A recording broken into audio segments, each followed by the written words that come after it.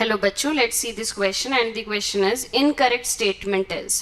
तो इनमें से कौन सा स्टेटमेंट गलत है ये हमको बताना है। देख लेते हैं। ए स्टेटमेंट है, ऑप्शंस है a primary transcript can directly enter in translation process without any processing और मैच्योरेशन। बिल्कुल गलत है। मतलब ये कह रहे हैं कि जो एमआरएनए बना है ये डायरेक्टली, मतलब एमआरएनए तो मैच्योर फॉर्म होता है, इमेच्योर फॉर्म होता है एस एमआरएनए, ठीक है।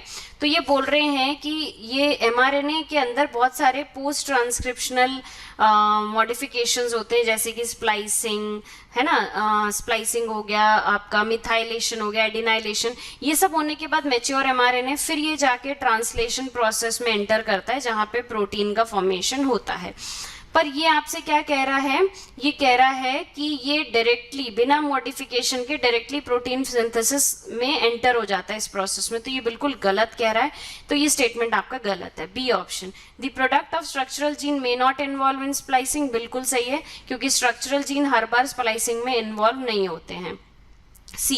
A failure in cell division after DNA replication results into polyploidy, बिल्कुल सही है, क्योंकि अगर सेल डिवीजन के अंदर डीएनए रेप्लिकेशन के बाद अगर साइटोकाइनेसिस नहीं हो रहा है तो मल्टीपल, यानी कि साइटोकाइनेसिस नहीं हो रहा है तो मल्टीपल न्यूक्लियर डिवीजन स्टार्ट हो जाएगा, जिसे हम एनोमेली कहते हैं, यानी कि पोलीप्लॉइडी कंडीशन कहते हैं।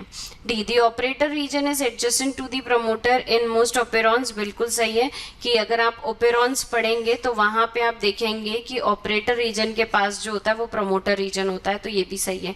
तो according to the question incorrect statement and the final answer of this question is A option. Okay, thank you and best of luck.